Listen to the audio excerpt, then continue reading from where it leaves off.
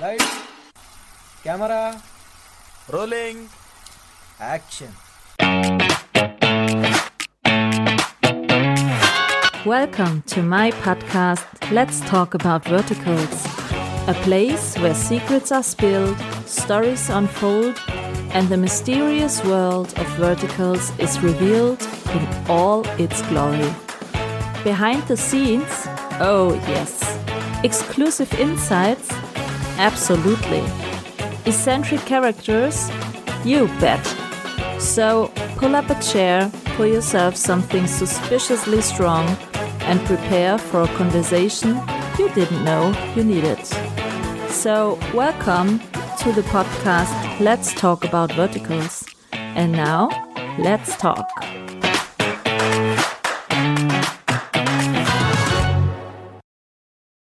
Hello and welcome to my podcast Let's Talk About Verticals.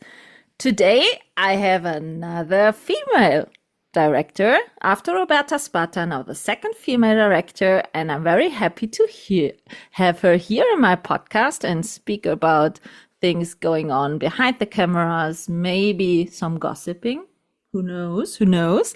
And I say hello to Paige Compton. Welcome to my podcast. Thank you, and hello to the world, Michaela. Yay! We have to say that she tried a bit to pronounce my name right, but it was the best version I've heard so far, to be honest. Great. Yeah, I'll take the car. yeah. So you have the pronunciation of the month bonus. Yes. Well, So, Paige, I spoke with Roberta Sparta, also director, and the first question I asked her is it hard to be a female director in the vertical world against the male ones? I don't think so. Not in at least in my experience. I would say, I think the biggest thing that I have come across lately, just because more about how much they're making on these, is that directors tend to make less than the male directors. So Is it in the director space also the same like in the, because I was told that the female actress also getting less paid than the male ones. Yes, that is confirmed. I can confirm that for you. Most of the males, on average, make about $1,000 a day, and the females make. There's like one actress I know that was able to get up to the male standard. Yes. Which is I'll leave that. That's her personal information. No. But most of them make $750 a day. Less. And I was told from Karen Smolinski from Vancouver, actress older than 50, she has the problem also, female, age, and in Vancouver. She said every actor that fly over from LA or stuff like that get more paid. When they are younger than her age, they get more paid. And if they are male ones, they get more paid. So 3 times she get less paid in the rates than the other ones. Why? I think, honestly, because I've been working in vertical for over 2 years now. So I was so here, really from the beginning. Yeah, from the beginning, when Real Short only had like 3 or 4 English speaking things on their platform. Yeah, I started watching at the end of 2023. Okay, so yeah, then my first one I ever made would have come out in, I think, January 2024. What was it? Snatch the Billionaire to Be My Husband. I'm so bad in the titles. They all sound the same after a while. Like my billionaire. Yeah, a lot of billionaire in the title, or pregnant, or triplets, or quadruplets. Something like that is, or heiress. Don't forget the heiress. Oh, yes. But yeah, it blew up. But to answer your original question, as far as like why it is the way that it is, my experience has been this is an industry that came over originally from China, Mm. and they have a different culture, like work culture and culture in general, but especially work culture. And what I found is story wise and also work practice wise, there tends to be it's like if, at least in the States, I can't speak for all of the Western world, but Yeah. at least in the Yeah. States, it's like we have regressed back like 30, 40 years. Like Mm. how the struggles of like the 80s and the 90s, Yeah. Yeah. Yeah. like starting there again. So it's been kind of a wild ride. Sorry, there's gardeners outside of my apartment. Um, but it's been kind of a wild ride for my generation because we didn't really grow up with a lot of those struggles. Like we're like Yeah. one of the first generations to be like, expected to be treated equally, at Yeah. least. So it's been kind of interesting to kind of play in that world. And that's been my big platform as a director, specifically with story, for what I can control and what I can contribute to creatively. Um, I'm very big about what projects I'm putting my name on Yeah. because as a female director, I do have a platform, whether I want it or not, I have a platform, and it's really important to me that the messages that I am helping to tell are as healthy as they possibly can be within this In vertical. verticals. Yeah, That's good. That's good said. As healthy it could be. Mm. yeah. And Yeah, for you, the go ahead. thing is sometimes I'm wondering because the female lead, for example, had a lot of more to work in a vertical. They get hit, they get raped, they get kidnapped, they get stuff like that. And the male lead normally only has to look good.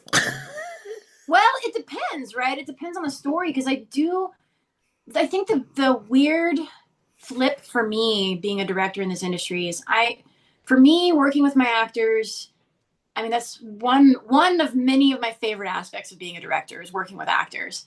And usually in the traditional Hollywood sense, like coming from that world, I have to be more on the lookout of protecting my female actors.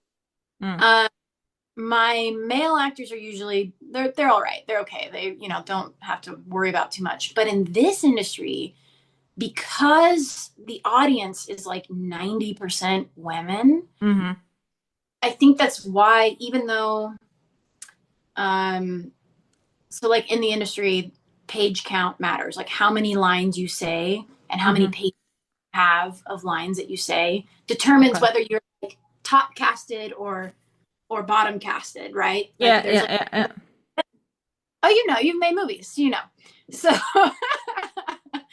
not to give away your secret, but so even though the female lead might have more lines and more pages, the male lead gets paid more because that's who the audience is there to see. Yeah. Like they're identifying with the female lead, but they're like, you know, crushing on the male lead. Like they're really, Yeah, I know. so they're way more popular. Plus, just the way society is a lot of men, they get like just an emoticon of success and they're like, this is my demand, this is how much I'm getting paid. Where a lot of us women will just keep going with the same pay rate we've had for a long time and not realizing we could ask, because there's that you're replaceable kind of mentality that comes along Yeah, with the yeah. But I think that's in every branch. That's not only in the film industry. 100%. I studied informatics. When I was studying business informatics, I was a rare type in the studying Mm-hmm. informatics. It was a typical man's world, technique stuff and like that, and it's exactly the same. Yeah, Women can do exactly the same work, but get yeah. paid less. I think, and I can relate to that majorly, being I'm former military, so I used to be Hmm. in the military. Hmm. Um, and even my job in the military, I was an audiovisual engineer or a broadcast engineer. Hmm. Like It was me and one other female in a sea of men. Yeah. Engineering. But question, I liked it with all the men, not because I can make out with a lot of men. Men's are totally no, men for me are totally uncomplicated than a lot of women in one base. Women can be complicated, but I would say the difference is that with men, love them to death. I love my boys. They were there for me. They were great friends of mine, you know. For me, it was always like a big brotherhood. Yeah, I will. Anytime you need some of them, they were completely, yeah, I'm here. I back you up. Okay. Yeah, I would say the air, though, not really in the military. The military is like it's like a built-in like camaraderie, right? Hmm. Like these are your brothers and sisters. Getting out of the military in the civilian world, though, um, the men that I would work with are more competitive, where the women are more communal. So the Yes. women create like a community, right? Hmm. And they're lifting each other up, and that's like the natural state. Where like the men are really like competition, competition, you know? I know. I Yeah. know. But sometimes women can also be very feisty and Oh, totally. And the boys can get emotional and they don't even realize it. They don't realize how emotional they are. Like, that's guys. true. That's true. So, Yeah. do you love working more with the male actors or with the female ones? What challenges you more? It just depends on the person, to be really honest. Like I've had male actors that have been very vulnerable with me and they're like, hey, like I have really hard boundaries on what I do in like intimate scenes Hmm. because I've had these types of experiences like with the creeps online. Like there's Yeah. a lot of female creeps, you know, Oh, that yes. stalk them and send them weird messages and stuff. And so and I'm like, whoa, and that's where I felt a little more protective. That's the flip I Hmm. was talking about earlier is I felt like, oh, not only do I need to protect my females on set, but I also need to protect my males for like what is going to be like out there for people to Yes. watch and like be Yeah. very curated about that. But as far as like, it just depends on the individual. I've had female actresses that are very distant, that just show up, they do the work, and they like kind of disappear. I've had male actors that come in with a little more ego than I Do you would. have some divas on set? I haven't had many divas. I think it's because I lay the I lay the playing fields early. Okay. Like I don't put up with any of that kind of bullshit because mainly as a director, the people that I'm the only people on set that I'm directly responsible for are the actors. Hmm. So they report to me. So I kind of set the tone on the set of like what how the set is going to be run. And I prefer a professional, lighthearted, fun, you know, collaborative set. Like if you're Hmm. going to come in and be really selfish, you know, then we're gonna have some problems, you know. So Oh, what does it mean? We gonna have some problems? So the big problem, problems, or could you be no, really? I can give you Mm, a specific could you be story. a small villain? Huh? I can give you a specific story Oh yes, without please. naming any names because you No, know no, I don't want to ruin anybody's fan experience. that's not the place. That's not the place for bad gossiping with names. Nope. So Gossiping, yes, but anonymous gossiping. anonymous gossiping. So I had this was a male actor, diva type, not really, but um, what I do is because we don't get rehearsal time, like a normal TV show or film, you would get like at least a day of rehearsing with your actors before you get on set, so they can get to know you. We can talk about scenes. They can digest some stuff before they get on set. But these, you just show up. So what I ask for is just 30-minute Zoom call like this to just Mhm. kind of lay the groundwork, like I said. So like I talk about expectations, you know, what I expect of them as their director. We talk about character. We talk about the story and just kind of like the angle they can kind of take this character from. Because a lot of times they're pretty one-dimensional in these, Yeah. so I try Yeah. a little bit of depth to play with. So this, I had that standard, meeting with this actor, and we get on set, and he's fine for like the first day. Second day, he doesn't have any of his lines memorized, and that's one of my big rules: is I need you on set. You're going to be off book. Prepared. Yeah. Yeah, off book is to the best of your ability, have everything memorized. So the little bit of time we do have, we can sort of craft something fun or interesting to watch. And 9 times out of 10, actors are like, "Fuck yeah, let's go!" Yeah. Whatever, I'm gonna do my best. So because To be honest, that's their job. yeah, well, yes, you would think, right? Mm-hmm. But this actor had a lot of work at this point, and I think it had kind of gotten to his head a little bit. And some of them don't take these very seriously. This is like a side gig, So, But that's the thing you see exactly when you're watching verticals and you are watching it for a longer time now, like I did, starting, you see exactly who identifies with the role and who did this job only for the money because there was a time gap or stuff like that to fulfill to get paid. You see that exactly in the vertical. comes off. It comes across. Absolutely. And that's the big thing for me as a director is like whatever energy you have on set will come through the screen. Period. Absolutely. Absolutely. A terrible bad energy set, ooh, the audience is gonna feel it, Yeah. So it's a big deal for me. But basically, day 2, this guy he didn't have any of his lines memorized. And on these standard, you shoot 2 cameras, right? Mm-hmm. So a lot of times it's cross coverage, which like traditionally is a big no, but I'm like shooting my lead actress, and then I'm shooting my male lead actor, Mm-hmm. right? And most of the time, if an actor doesn't have their lines memorized, I'll take them aside. We'll talk about it. We'll figure it out. But the problem with shooting 2 cameras is now he's ruining her performance. Her performance is getting recorded, and she's in it, and she does have her lines memorized. And the problem with these is a lot of times I don't have control over the edit. Mm-hmm. I'm not editing these. I might be able to give notes sometimes. Sometimes they don't send me anything.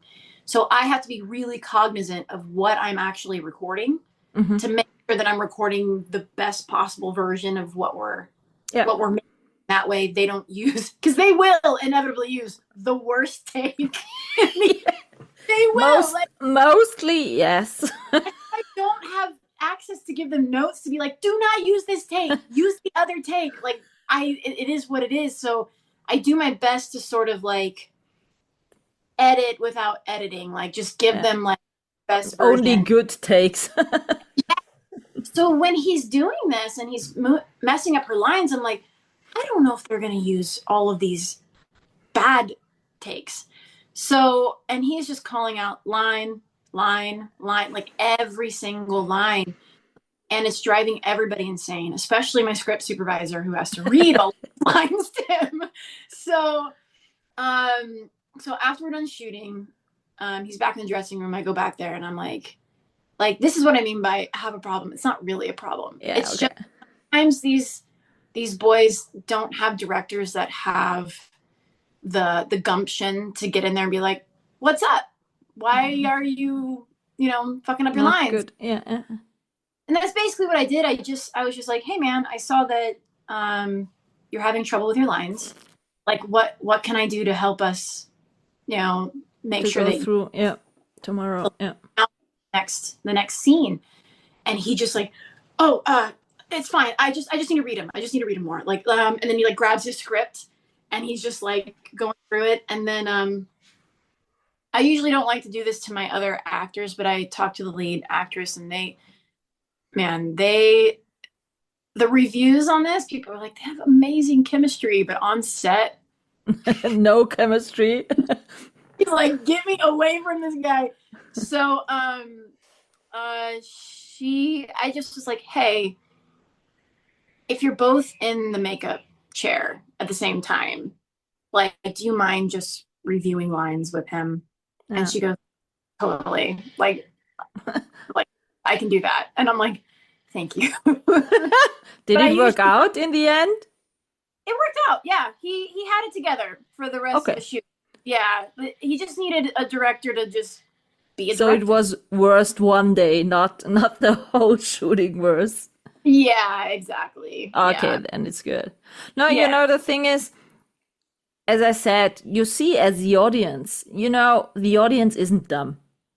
Mhm. And you see if someone is only saying the lines like yeah, blah blah blah blah blah blah, or if this person is identifying with this role or Mhm. taking the job serious.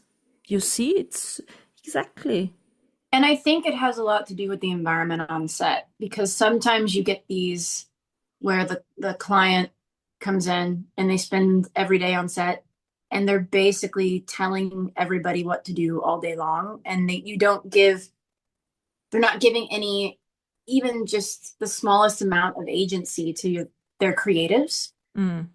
And it makes it's it's so heartbreaking as a director because I know they're trying to like hit a certain quota because this other one was successful that had these things and we want it exactly this way. And I'm just like, but if you just adjust it because our story isn't exactly that story, Yeah, small adjustment, like it'll flow.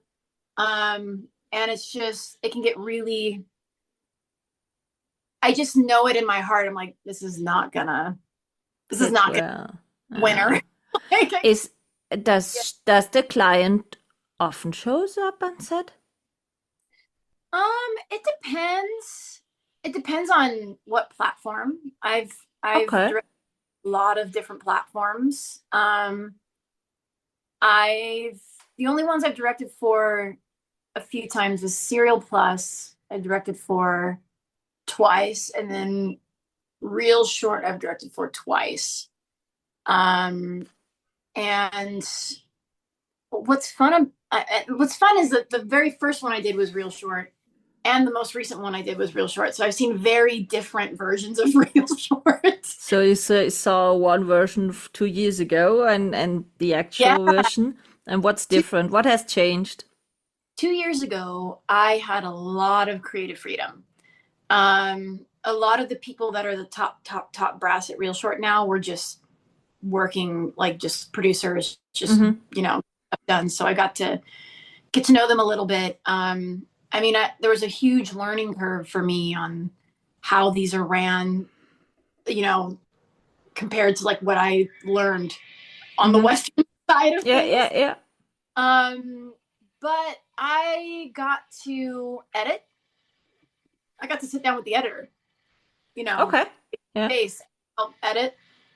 I got to bring in music. Remember, I have a background in music, so I have all these independent music artists that were like, I'm like, hey, I can get some like actual real music in here, so you're not using stock music. So I got to do that and got to do a lot of creative shifts on the script.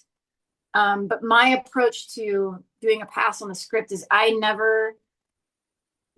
don't take any scenes out. I don't change any episodes. I Mm-hmm. pretty much leave it exactly how it's structured. I just go through and try to make them more human That's good. and try to make it make sense, like have a bit of a Oh character arc yes. or have their flaw. I hate it when the sentence they are talking about making totally nonsense and you see that's a AI translated script from China. Yeah, it's Huh. like it's written in Mandarin. Some of the platforms have actual like human translators that go through and do their best with it. Mm-hmm. Um, and some of them do put it through like software to translate it. Mandarin and English are just very different. Grammar, sentence structure, like everything. So it can get weird. So I just asked to like do a pass to like smooth it out, you Yeah. know. But yeah, the first one I did lots more creative freedom, a lot of a lot of creative choices that I made that they were like, what? And I was like, just trust me. Um, one was, I think up until that point, no one had played with color theory in costuming. Mm-hmm. So like I know this is not an official claim, but I'm like, I'm pretty sure I had the first one that like color coded all of its characters. Like I put like the lead male in purple, like Mm-hmm. everything he wore was purple, even his underwear was purple. You know, yeah, like the villainess was in red, you know, like classic. You know, our lead character girl was in green because she came from money, you know, and I put like the other guy that's like still trying to go after her, like her ex-fiance in orange, you know. I put the evil stepmother in white and just kind of like playing with color theory. Because when I read the script, I'm like, this feels like an animated script. Like these would all be cartoon characters, you know, and Mm-hmm. cartoon characters all have their color palette. Yeah. Yeah. So They have. Yeah. let's do that. And I told the costumer what I wanted, and the costumer's eyes lit up. She goes, oh my God, I get to do something different besides just a blue suit and a, you know, Yeah. I know. dress. And I'm just like, yeah, have fun with it. Um, so yeah, and then from that point, because that was Snatch to Billionaire. So that when that one blew up, all of a sudden I started seeing all of these verticals coming out where everyone was color coded, you know, and now it's almost like a standard thing you see in most of these. So yeah, that but this next one, this most recent one, which was the Beggar King. Oh, I The, love this one. so We did the beggar. Did you listen to the monthly I recap? I did. I actually reached out to Verticate and I just thanked her for like the kind words. Yeah, Um, we hit it. We really loved that one. Really, it was such yeah, a great chemistry. the experience I had on that one was it's very obvious Real Short is a big studio type Yeah, now, not scrappy like it was. yeah. I mean, but I've been tracking their progress over the last 2 years anyway. So I had this EP that was assigned to us, and the way that the energy was, it was like this one was supposed to be just like a filler, you Hmm. know, like have a quota. They have to like release like 4 or 6 or however many of these a month. And this Yeah. felt like a filler show. It wasn't one of the ones that needed to be so perfect. So they left me alone.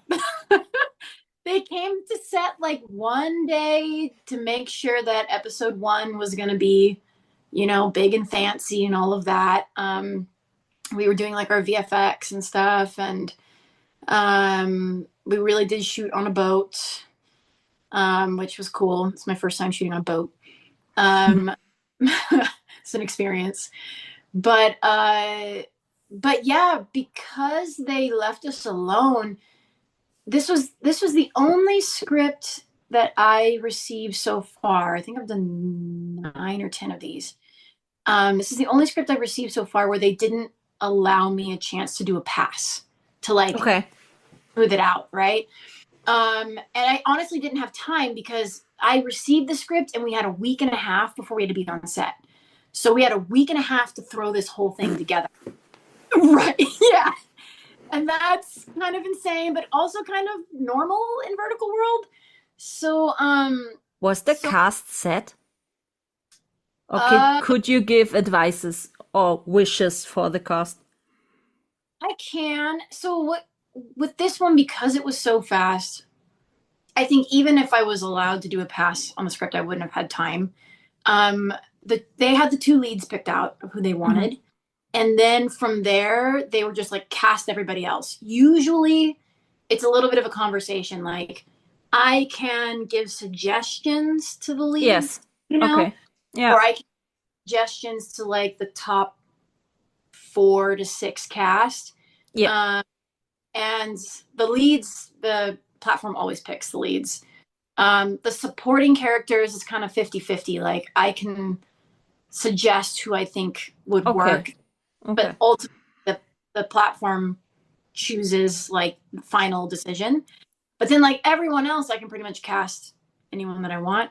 So this one was a little bit different because we didn't have time.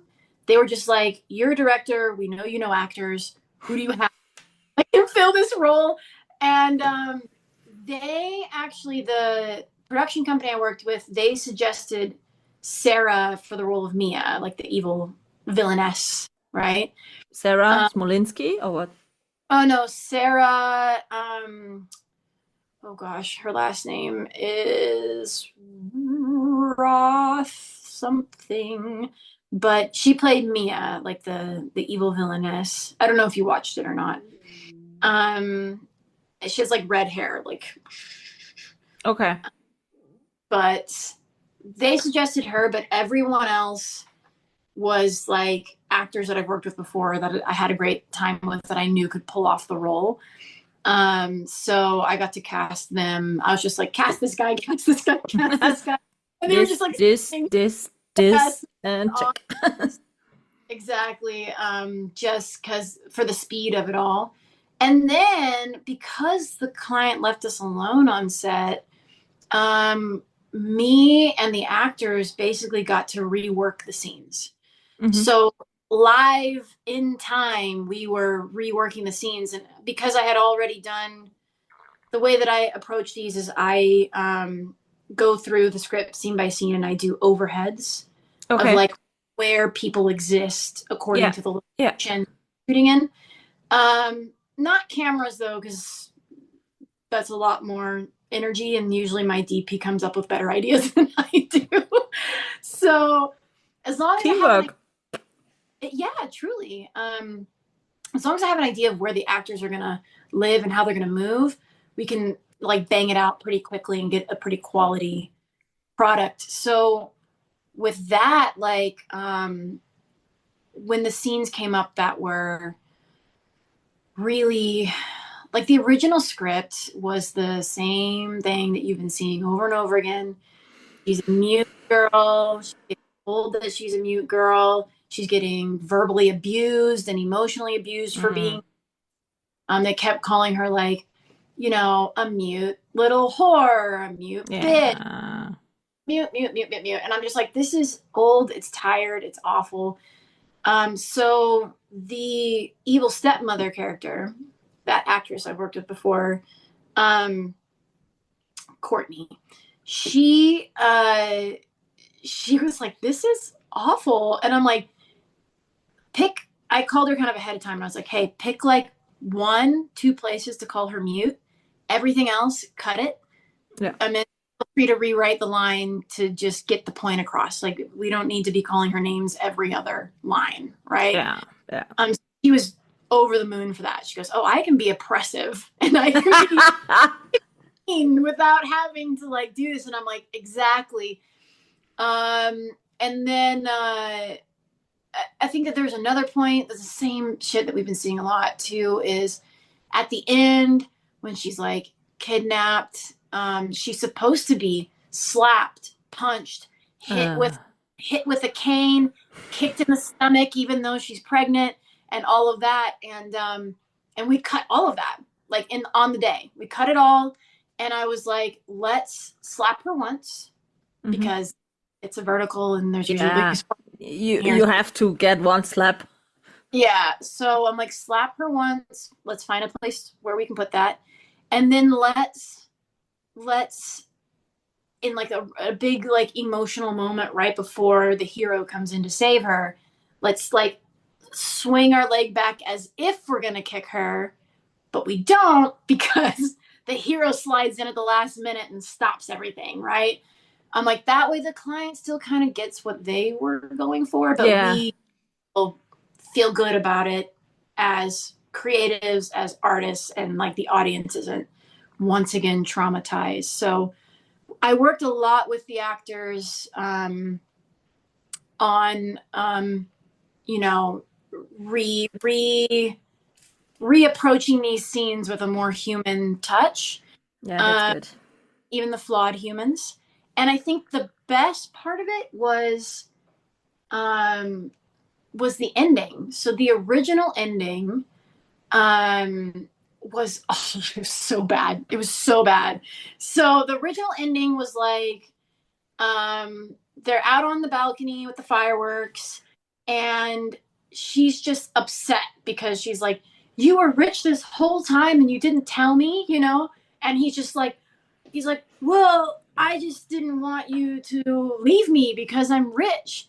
And and she's like, "Well, now punish you. And I'm gonna take you and punish you right now." And it's like supposed to be like some sex joke, right?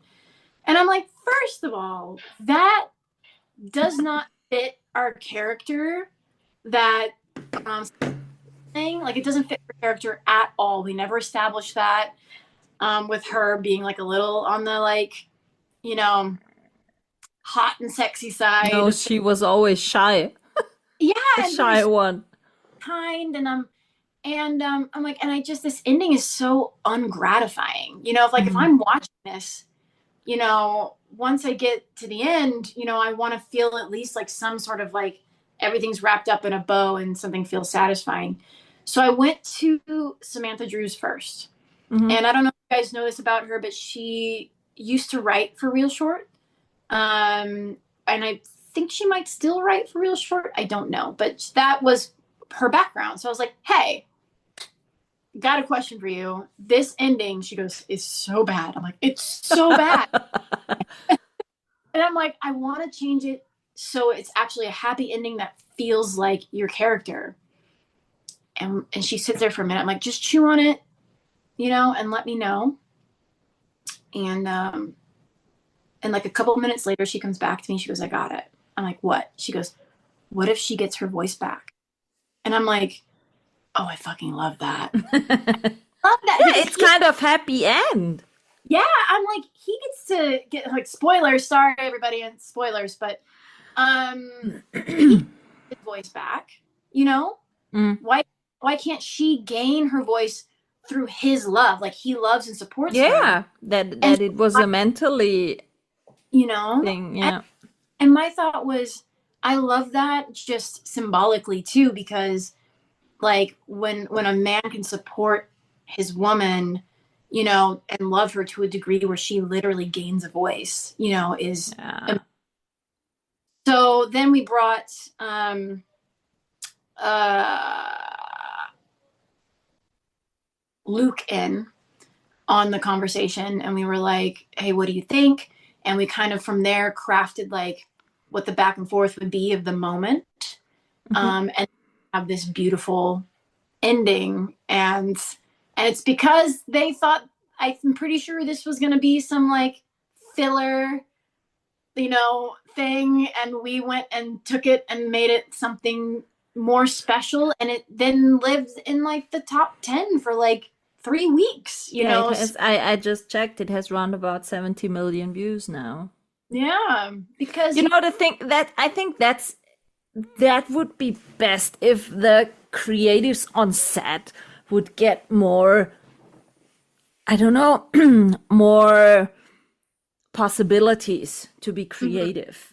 Because, yeah, you know, you directed now a lot of verticals. Some actors, actresses played a lot of verticals. I spoke, for example, to Kirby Elwood. She already played 27 leads in verticals. yeah, So I think you cannot get any better experienced in this vertical stuff. The clients always have their numbers, but sometimes I'm doubting these numbers because there were some verticals with even a lot of, I don't know how many views in 24 hours. And I'm a studied business informatics. I know how easy it is to manipulate numbers and data. I So, know too. so I don't trust these numbers, to be honest. You shouldn't, because that was one of the first things that I was talking to, like on my very, very first one. I was sitting down with the editor, right? Hmm. And I was like, dude, there's one that has like 300 million views. Like, who Yeah. is watching this? And Look, breaking the ice or stuff like that. yeah, and she was like, oh, um, uh, because the numbers are boosted up a little bit. So basically, the way that she explained it to me, don't quote me on this, but the No. way she explained it was instead of every time you watch a series, it counts as a view, which is kind of how they're projecting it, right? 300 Mhm. million views for this series. It's actually every episode. Yeah, and Every, when they use this, like breaking the ice for the Facebook advertising, where they show every time a different episode, and every time another person is watching it, if they want or not, because it show up and as an advertising, it's always counting. yeah, exactly. So you can see exactly which shows were used for advertising on Instagram, TikTok. No, that's true. That's totally true. Yeah. And the other thing I saw was only the real shot own produced shows get pushed like that. For example, Mm-hmm. let's speak about Love and Blood. Mm-hmm.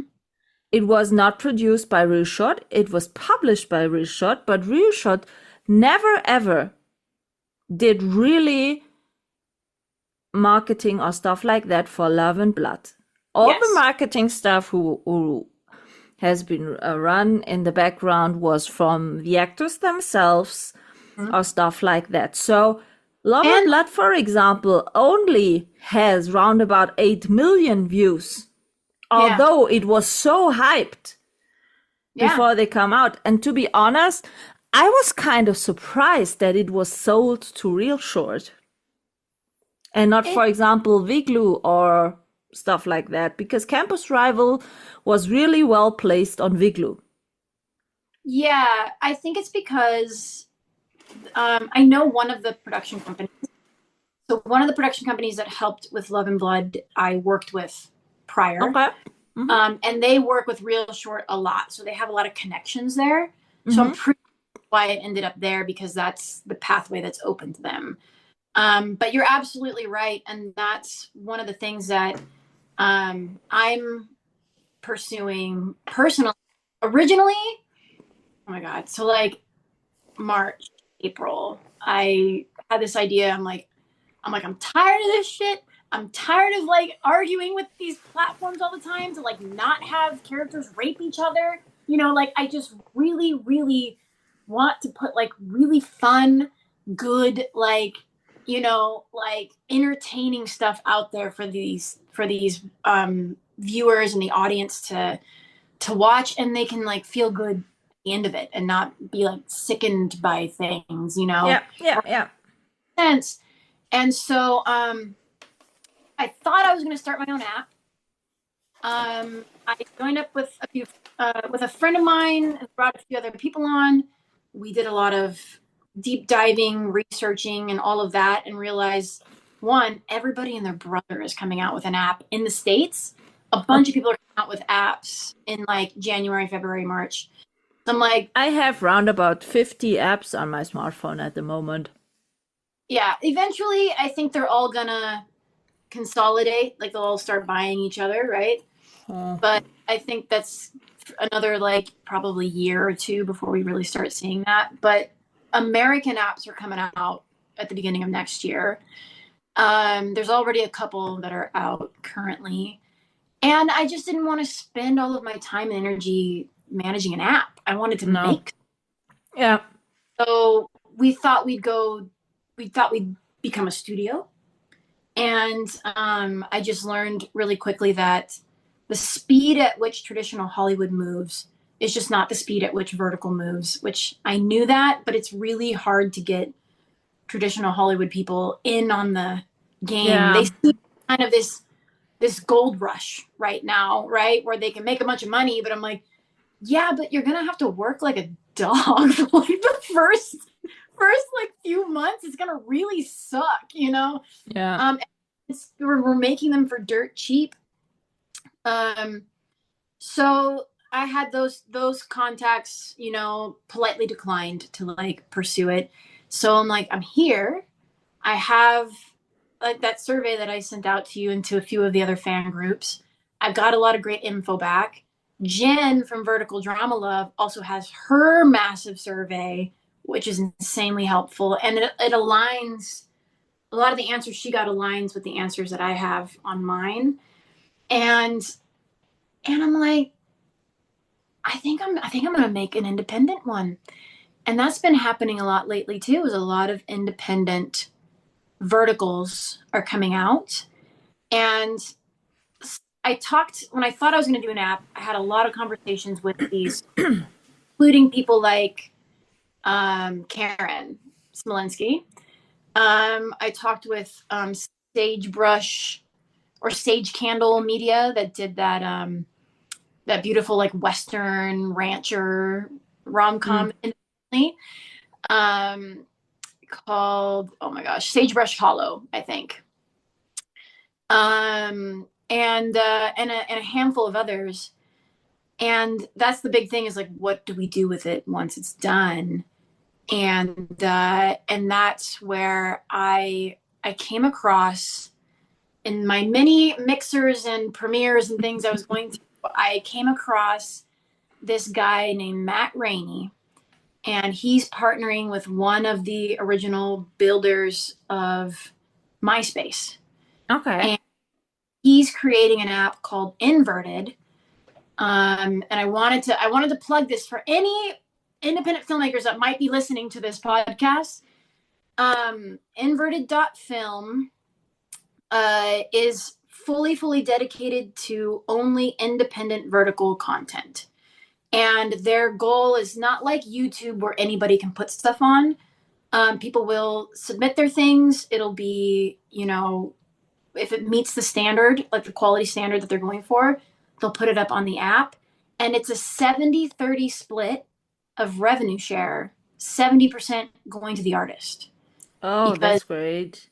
That's incredible. Because they want to see these artists coming back and making more things. Yeah. And kind of like laying the groundwork to kind of, you know, usher in this wave of independent filmmaking for this new form of watching, like on your phone. So yeah, that's where I'm gonna put my independent one.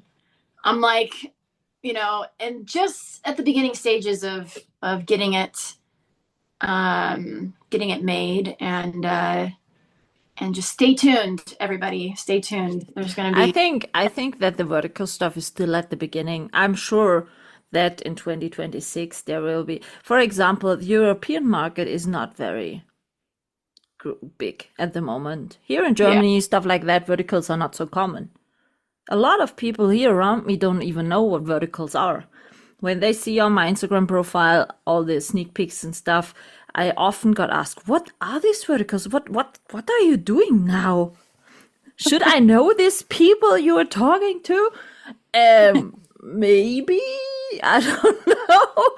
And a childhood friend of mine visited me last week, and she's exact my age. And she said, Miela, I saw you got a second podcast. What is that about? And why is it in English? And why is it, what are these verticals? She thought that vertical is a movie name. Oh. And I said, no, listen, stuff like that, and described it to her. And she said, oh, I never heard about that. Mm-hmm. And a cousin of mine also sent me a WhatsApp, Michaela, what's this? What is a vertical? So I think here in Europe, there is so many potential in the future of doing these verticals. And I spoke to Dan Loewenstein, and he said to me, he's based in the UK, and he said to me that they are developing in the UK also a platform so that they can be more independent in what they are filming and stuff like that. And recently, a lot of productions come to Europe to shoot here because it's kind of cheaper, kind of easier and stuff like that. Istanbul is so coming up with the vertical stuff, and they produce so great verticals for drama pops. The quality is so high and so good. I never got disappointed in any vertical I saw which was shot in Istanbul, for example. And Roberta Spata lately shot in Italy verticals. And I'm sure that in 2026, Europe will get more and more attractive to shoot verticals here. For example, Candy Jar is, when you look in the Candy Jar app, it's based in Germany. Yeah. And, and we never shot here a vertical in Germany, and it's not so common here. So we have an app, but no one knows what is what. And Candy Jar, for example, I really love the stuff of Candy Jar, and so many other audience did also like the latest published stories, because they're kind of refreshing stories, on news stories, and Candy Jar are one app which publish a lot in part 1 and part 2, stuff like that, and don't end with this shitty cliffhanger sometimes. Well, a lot of the Chinese apps don't, like, once you get past the last paywall, they don't care. They don't care. They're like, do whatever. Yeah. The first 10 episodes are so overloaded and full, and after you hit the paywall, the story got so lame and they are discussing for 1 hour one question. Yes, yeah. Or, or it's just a bunch, like, or the god-awful banquet scenes. Yes. or auction scenes or whatever, where room and everyone's just like drama, slaps, name calling. Just like, oh man, it's so, like, people are like, I'm tired of watching it. I'm like, we're tired of filming it. I'm not gonna be, it's like, it's a lot of people turn lately off the vertical. They don't even watch till the end because of that. Yeah. Actually, lately, like the last couple of months, I haven't gotten much work because the offers that I have been getting are just inundated with domestic violence, rape, and that's getting more and more, isn't it? Because lately, like, when I, for example, a first vertical I really liked was also with Luke. You Got Mail. The story. I never saw a vertical story like that. It was one of a kind of storyline. And there were no slapping, no kidnapping, no raping, no shitty stepmom, nothing of that. Yeah. And it was such a great vertical. And lately on this, which you spoke about, The Beggar King Returns, I really loved to see this totally equal people in this, no dominance of the husband or the man, and no devoting always the women, and nothing. Yeah. This lovely teaming up and this equal handling. I love this one. I want to see so badly more of this type of story where he is so loving and caring for the woman and not always saying, you have to do this, no, do that, you are worst, I need a mistress, I need that. No, that's not so heart-touching. I take like when you see a lovey-dovey caring husband. Yeah, that's my MO, man. That's what I try to do on all of these, no matter what script I get, is just to shift the perspective, and just tone that stuff down and have them be like a team. And I think the strongest version of that I was able to do was Hold Me Tight, Mr. Firefighter. Who was the lead in it? That's Nick Puglia and Brooke Moultram. Oh yes, okay. Yeah, firefighter verticals were a lot. That's why I'm asking which one it was. Sorry for that. That one, Hold Me Tight, Mr. Firefighter, I think is the one where, like, the script itself was like pretty decent. There wasn't any like terrible, you know, shitty things going on between the two leads. Hmm. And I just asked if I could add, because I felt like there was a missed opportunity, because it was like there was this, I'm always looking for a place where I can give the characters a little bit of heart, Hmm. right? And in the original script, they're at a banquet scene. Unfortunately, there is one, but I'm sorry, you can't avoid them sometimes. And You know, if it's only for 1 or 2 episodes, I'm fine with that. But if you have banquet scenes, 50 episodes long with only the question, is it him or is he a fraud? Oh, no, come on, bullshit.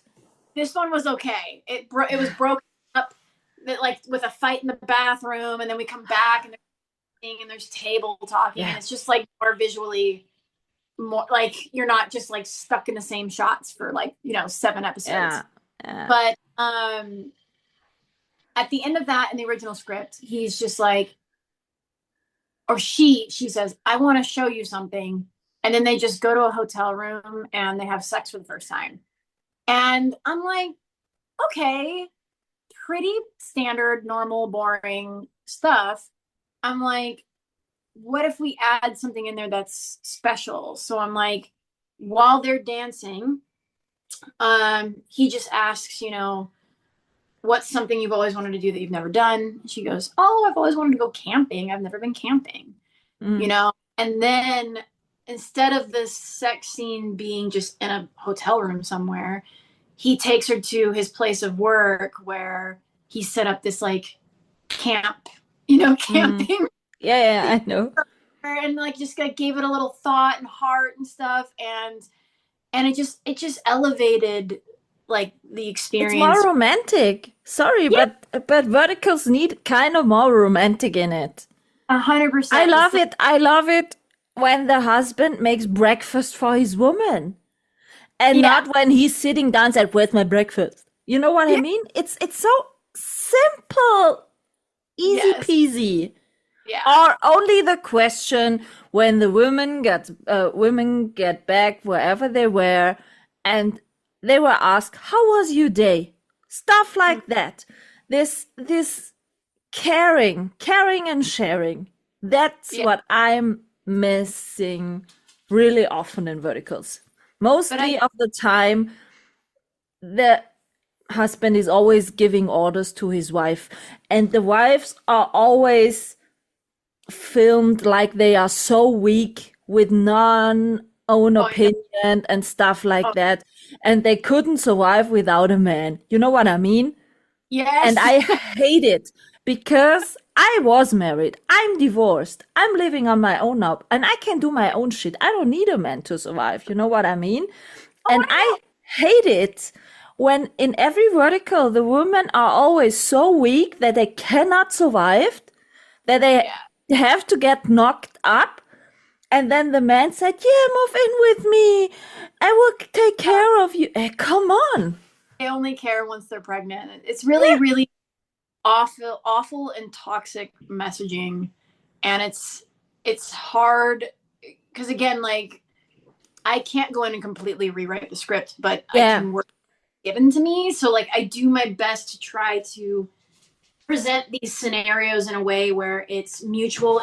But I think what we're seeing a lot of, the reason why like we and the fan groups that we're a part of are screaming out into the void of like, please give us something that has heart and romance and fun, entertainment, and the couple is like, actually a team, just a team.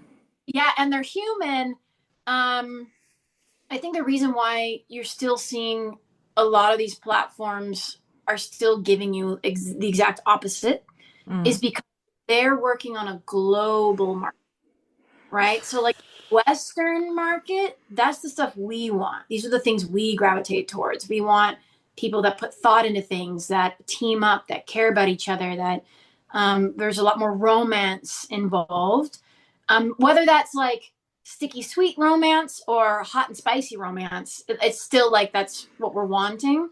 But there's this whole Eastern market, and just culturally, like what they want to watch, when it comes to like their soaps, or K dramas or whatever, is more on the side of that clickbait, like awful stuff. Yeah. The way that they view it is not the same way that we view it, as far as how I've come to understand it, just talking to friends that come from the countries on the eastern side of things, that it's just more like acceptable because it's like, oh, it's just a TV show, like it's not a big deal. Not realizing how much it like sinks into your psyche, but culturally, like what they're okay with compared to like where we're at, like as Western, people. Yeah, And but to be honest, do you think that Eastern is more influencing the numbers than the Western? I would say yes, because they get to watch for cheaper amounts. Like they don't Mm. have to pay much. So they're getting more money from the Western viewer, So, okay. more viewers from Yeah. the East side. So if you're basing it fully off of like click data, which I'm sure they base it off of how much money they get per Mm. click, per blah blah blah, all that stuff. Um, if it's just the amount of views, then they will always have more views than us. Okay. So I think that's what the platforms cater to. The platforms that mostly come from China, that have their feet in both hemispheres. And that's kind of where I have learned, is like, if I'm working for a Chinese company, if I can find a way to take the Eastern values, which I've learned, it took me a while to learn it, coming from like a capitalistic country, in a from I don't know if like whoever's listening, like I don't know, confirm this for me, like just what I have heard from friends that come from China, is because it's a communist country, it really does mean a lot when someone can spend money on you. Mm.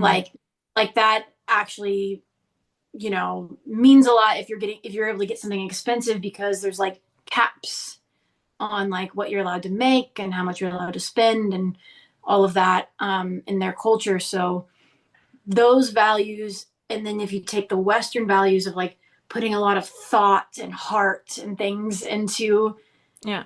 like your gifts, or how you love or show your love, and you can marry the two. Yeah, I think And they compromise in a different way. Yeah. yeah, but if you can marry both of these values in one of these verticals, those are the ones that usually end up becoming huge hits. Yeah, absolutely. The Eastern values that people can relate to, and the Western values people can relate to. Yeah, And because it's, everyone feels a bit understand. yeah, yeah, or seen. Yeah. Yeah, the thing is, for me, when I understand that there are always kind of new audience who see that for the first time and want to see more of them. I'm totally fine with that. But if you are from the audience from the first hour, like for example I am, the stories repeating so often, so often. After a year, the story started to repeat, and that's Oh, what kind of is so boring and annoying. Because when I can totally, or for me, I know exactly after 3 or 4 episodes how the rest of this vertical will go. yeah, because we joke about it, like as the crew, on the crew side of things, is some of these bigger companies want us to sign NDAs, right? So we sign Hmm. this NDA saying, well, we're not going to talk about this idea until it's released. And then what's funny is, like, I have other friends that are directors, and they're like, oh, you're doing a fireman one? Yeah, I'm also doing a fireman one, and I'm doing a fireman one. And it's different platforms, right? Yeah. So it's like these NDAs really don't mean anything, and there's like no copyright law being followed at all, because right now, as we speak, my wife, she's a first AD. Uh-huh. So she's working on set right now for an unnamed large company, will remain unnamed, that is literally copying shot for shot, like word for word, one that was released, I want to say a week ago, or like Yeah, that's the thing. Sometimes the exactly sames are released without 5 or 4 days difference on 2 platforms, 2 casts, but the rest is totally the same. Character names, what they're saying, stuff like that. Oh no, they even have the same, supposedly the same male lead. Yeah. Okay, for the male lead, good, because he doesn't have to realize to learn a lot of text again. But how stupid. You know, this vertical with 30 years frozen, I don't know what the title was exactly. 2 different casts, exactly the same stories, released, I think, 3 or 4 days apart on 2 platforms. Seriously? Yeah. Or look at these stories with the 99 stories. One of the women is collecting pearls. The other woman is collecting, what was the other one? The only difference was what they were collecting for the stories. And storyline, everything totally exactly the same. Because they make all of their decisions off of data, right? Yeah. So like they're like let's take a risk. That's for the independents, like the independent filmmakers, like the ones doing the Bud, or the ones doing like any of the other ones that are probably getting buried, on these apps. A risk that's taken to do something different, and the only way that risk will change anything if they get a ton of views. They have to get a bunch of views, that is like makes it like puts it in like the top 10 for however many weeks, right? And then the platforms will pay attention. Oh, hey, this worked because this many clicks on this particular moment, people lingered on this episode or watched the episode over and over again.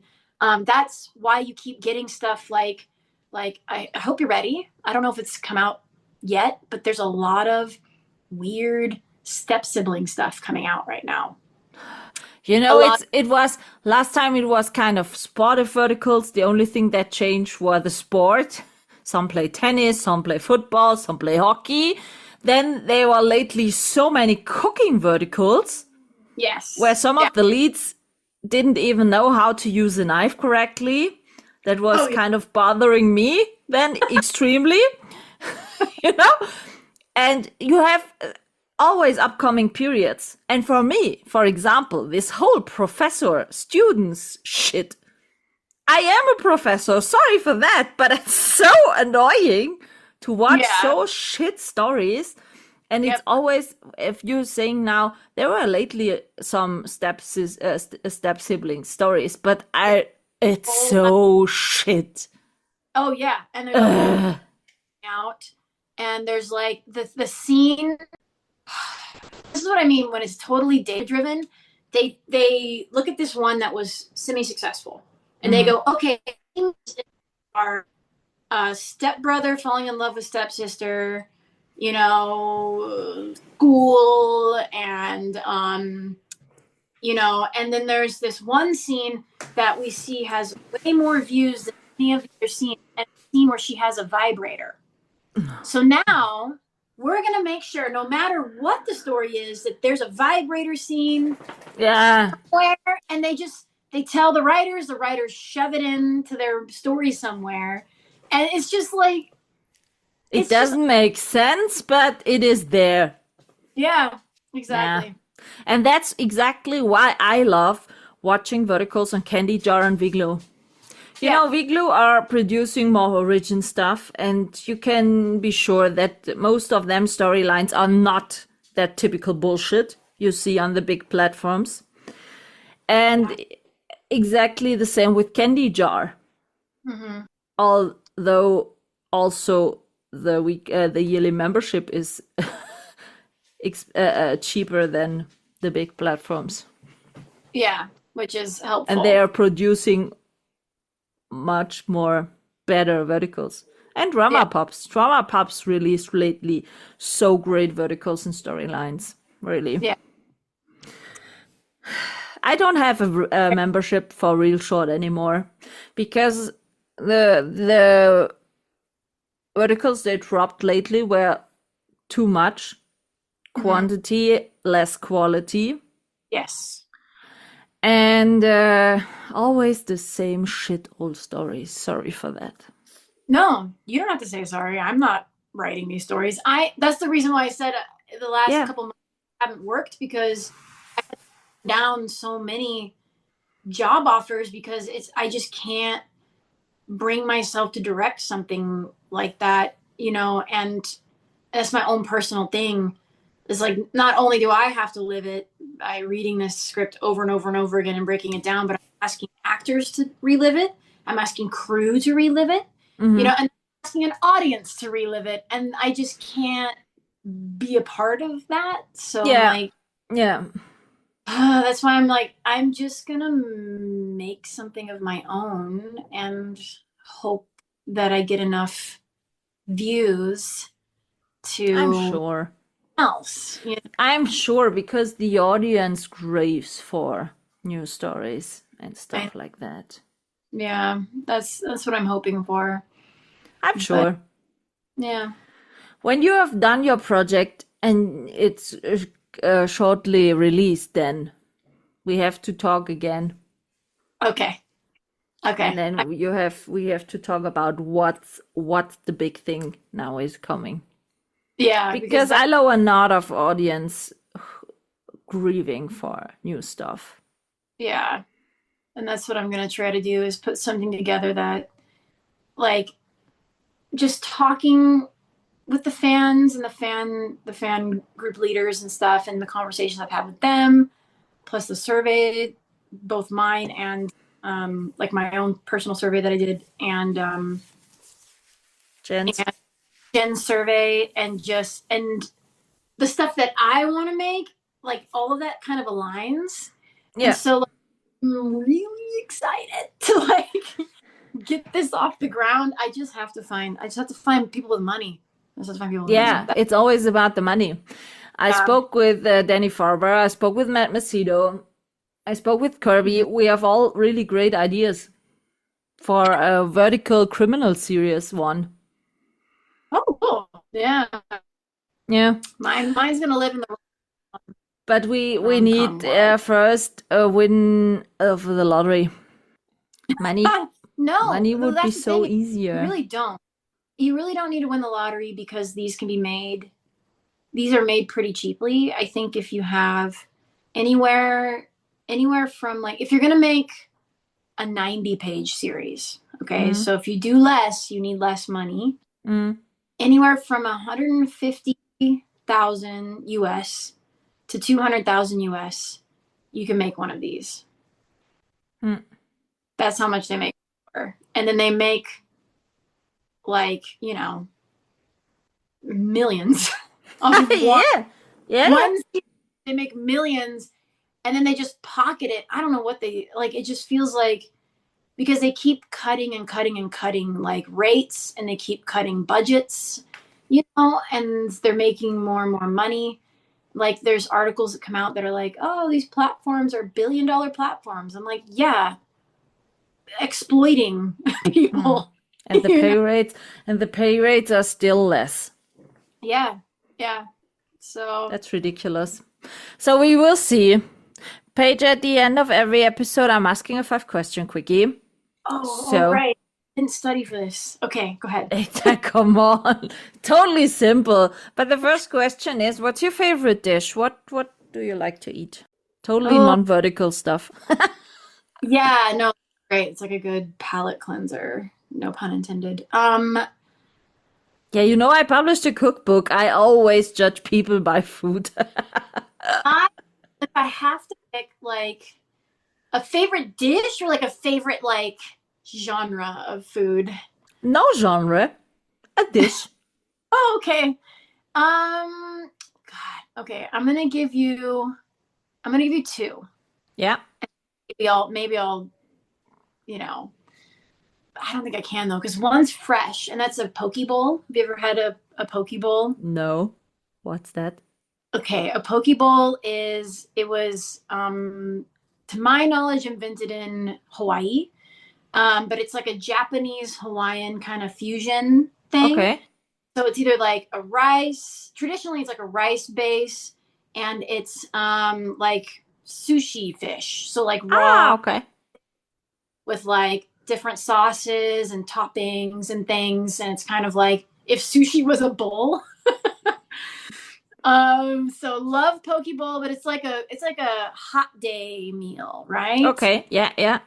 And then my other favorite is a Filipino dish, which is called silog. And silog is basically like a breakfast, like Filipino breakfast. It's kind of like if you took American breakfast and Filipino breakfast and mushed it together. You would get a silog, and it can be all kinds of things. But basically, it's rice or like garlic rice, an egg, and then some sort of like meat, whether it's like spam or tocino, which is like a type of marinade on like Mm-hmm. either pork or something, um, or different types of sausage that they have, and then usually like a fresh side like papaya salad or something like that. And they have vinegar Mm-hmm. that dip the meat in, and it's just like this, like I love pungent flavors, so I like create my own vinegar oh really, with that things is from my garden. I have 5 different vinegars in my that's awesome. cellar. Yeah, Yeah. that's what they do. They have all different kinds, like spicy and then peppery and like all different types of like vinegar. Fruity and stuff like that. Yeah, so it's really like if you haven't had any Filipino food, surprisingly, like the flavor palette is Oh, expansive. I love good flavored food. I really love that. Yeah, When you were in Berlin, did you eat currywurst? I don't think so. I was there for work. Is when I was working with the White House. So I was there when Obama spoke at the Brandenburg Gate Mm-hmm. um, with Angela Merkel. Mm-hmm. So I was helping run that event, like the lights and Okay. stuff. No, because currywurst is a typical German food, and some actors already ate currywurst. For example, John Henry Richardson, Hmm. and he loved the currywurst, and that's why I'm asking if you tried the currywurst because Okay. Berlin is very famous for its currywurst. Is it curry, like Curry, Yes, like okay. That sounds yum. it's kind of bratwurst cutted with a curry sauce, curry tomato sauce on it. That sounds really It's good. really great with Yeah. fries. Oh yes. I think I only had fries dipped in mayonnaise because that's a very European thing. Really? Yeah. Don't you not eat it in the US? No? We dip it in ketchup, which is Yeah. like the In typical. Germany, there is a meal, Pommes Schranke. That means fries and ketchup, mayonnaise together. Oh yeah, no mayonnaise, No? just Okay. I know. And I had schnitzel, and I Oh, yeah. had Schnitzel, that's good. they brought this plate of different sausages and bratwursts and stuff. Uh-huh. So I don't remember which ones were which, but I remember doing like a little taster plate. Yeah, Germany can make good bratwurst at the moment. Yeah. Yeah, Yeah, yeah. yeah, yeah. Actually, all the Christmas markets are starting here. There you can get a lot of bratwurst and mulled wine and stuff like that. That actually sounds. Is that where I can see Krampus? Where can I go What? see? As Krampus, you can see in Munich is a Krampus walk, and in Austria. Okay, okay. not far from my home. You can see Krampus. Okay, so when you do your next November series, I'll just make a trip of it and go. Wait, I will show you something. Give me a minute. Okay. Whoa! Whoa! That is wild.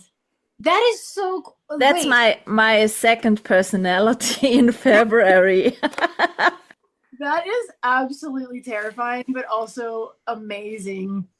Wow. Yeah. Is that wood? That's solid Yeah, wood? it's made of wood. It's Wow. wait. That is so And the cool. Krampus masks are all also made of wood. Yeah. And with horse hairs. Whoa. That is cool. Okay. Yeah. I got So it's kind of Krampus here in the south of Germany, but it's in February. It's Carnival. Oh. We have here a lot of traditional wooden masks Mhm. with stories behind. And this witch lived here. I live directly on the Donau and this river. And that's a Donau witch. Oh. The mystery says that she was in the fog on the Donau every morning and scares people.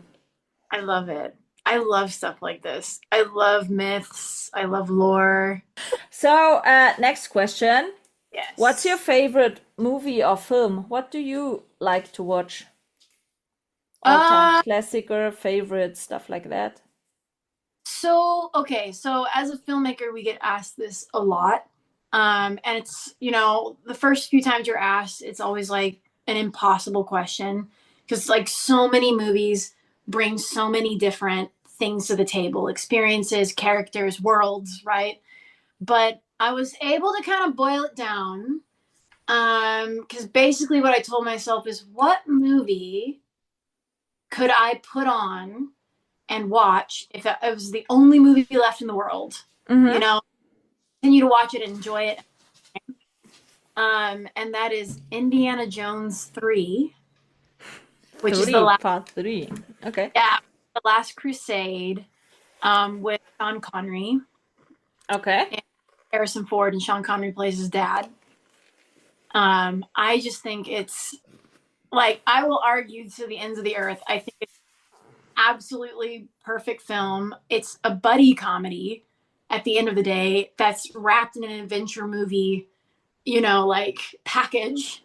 Yeah. But overall, since I was a kid, adventure movies through and through. I love action adventure. I love like Pirates of the Caribbean. Oh yeah, that's great. Yeah, like that's another one I could watch over and over and over again. And I can argue again that it is also a perfect film because every scene is doing 3 things at once. But yeah, action adventure, romantic adventure, Romancing the Stone, another great one. Yeah, any of those. Okay, and what's your favorite music or song? What puts you in a good mood? Lately, there's this band called Beta Radio. Hold on. I'm going to give you the specific song. Beta Radio. Yeah. So Beta Radio, I'm gonna give you 2 artists that I've been just having on repeat lately. Mm-hmm. I can only give you lately. If I give you of all time, we're gonna be here for so. No, that's fine. Huge music nerd. Love music. Okay, hold on. Let me look it up. I have it here in front of me. Let's see. Beta. It's this album. It's an album called Ancient Transition. Okay. And the song is Bees and Swans. Bees and Swans. Okay, I have to Google that. Yeah. All the way through. Just sit back, soak it in. What kind of style is it? Rock music or kind of folky? Folky. I love folky. Yeah, like Americana. I love real music. That's why I'm doing the Soundgarden. I don't like this super technique. No. I like it all. No, I'm really liking real. It sounds weird, real music, but Yeah, yeah, like an acoustic, like yeah, singer writer, yeah, all of yeah. that. That's exactly. So, two questions left. Which one of your verticals, when I would come to you and say, Paige, listen, I want to start watching verticals, which one of yours should I definitely have watched? What would it be? Okay. I would say, okay. I would give it to you this way. I would say go watch Hold Me Tight, Mr. Firefighter. Which It was on platform? Serial Plus, Mm-hmm. which I think they just got bought, right? They just Yeah. got bought, but I think you can still find it on Serial Plus if you have it downloaded. That's like quintessential. Is the favorite. It's my favorite one to make. It's still like it's a fan favorite. It's a feel good, sticky sweet, and it's campy. I always lean towards more of a campy comedy Mm-hmm. like side of things. And then I would say if you want one that is a little more like gritty, traditional vertical, Traditional. Yeah. there was one that I did with TikTok or ByteDance that was on Kalos, and then it was on Dream Short or Dreamy Short. And that is called Fool Me Once, Revenge on You. Um, that one, it's just, I was given the script that I was given, but also I was able to work with one of the writers a little bit more to like make it a little more dramatic and westernized and Mm-hmm. make sense, right? And I had a lot of fun filming that one. And then I don't know, then it's between two. It's between the one that got me the career, which was Snatch the Billionaire to Be My Husband, which is like the one usually everybody knows that one. Which is early real short. And then another one that I had a lot of fun with was Enemies with Benefits. Oh, that was great. Yeah, I love that one. Enemies with Benefits was because it's I like a love that one. rom-com, Yeah. So we had a lot of fun with that. Or even, and I know this is way more than what you asked for, but even My Billionaire Husband Delivered to My Doorstep, with Griffin? Maya What was that with Griffin? and Mm. Maya. That was another one that's like a classic campy rom-com. We had a lot of fun. But I love that kind of stories. Yeah, because she's a urologist, so we had a lot of Mm. fun doing like dick jokes, basically, like the whole time. So yeah, it was. I just like to have fun on my sets, so yeah, any of those I think are good to start with. They're kind of feel good ones. Fool Me Once, Revenge on You is a little more on the drama side, but everything else is pretty like feel good. That's nice. Good entertainment, you want to say. Last Yeah. question. Which genre you want to do more or see more in the vertical space, or maybe new? Adventure. Yeah. Adventure, comedies, buddy comedies, road films. Comedies are so badly needed. Yeah, and that's my bread and butter. That's what I do best. So, Or parodies. I would yeah, love to see a parody of the verticals. That would be so lovely. yeah. Um, yeah, and just that's really what I want to be doing is like adventure, romantic adventures, just fun stuff that's like gets people out of whatever they're like the reasons they watch these. People watch them for all different reasons, but I think a big one is escapism Yeah, and and entertaining. and And entertainment.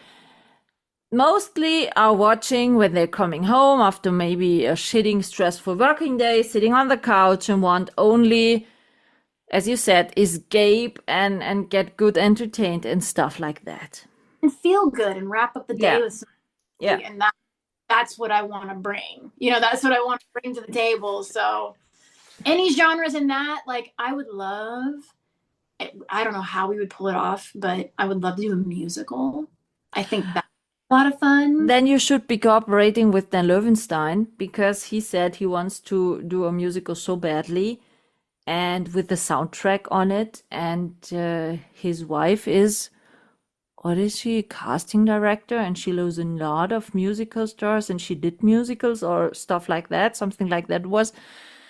I think musicals with the soundtrack at the top would be very hitting, I'm sure. It would be good. It was just, it's not the way to approach a musical when it comes to film is not at all the way Vertical approaches anything. No. Like to be able to do it, the budget would probably be double because we need all the music first. Go with the story, right? And push the story along. But now you need rehearsals and you need and rehearsals on location, or it's a similar location with your cast and like Greece in Greece style. That would be so lovely. Something fun, exactly. But it would. Okay, I will win the lottery and then we have enough money to do that. Okay. Awesome, thank you. Yeah, just hit me up, when you got your million. Yeah, no problem. Or I will go to a TV game show here in Germany. I already were in some, but I can do it again. What? I was on a TV game show. Me too. Yeah. And here in Germany, there is one TV show where you can win 1 million euros. So hey, maybe that would be enough for a vertical. Yeah. Okay, I will try that. Okay, thanks. I appreciate it. I will reach out to you if it happens, okay? Paige, I thank you so much for your time and talking to me for this episode. It was such a pleasure. Mm-hmm. And I'm hoping for you that good projects are coming up with a lot of fun and great work experience. Mm-hmm. And let me know when you have finished your own stuff that we can talk about that. I will. Yeah. And if anybody wants to follow me, I guess, on Instagram. Yeah, I will link you. Okay, great.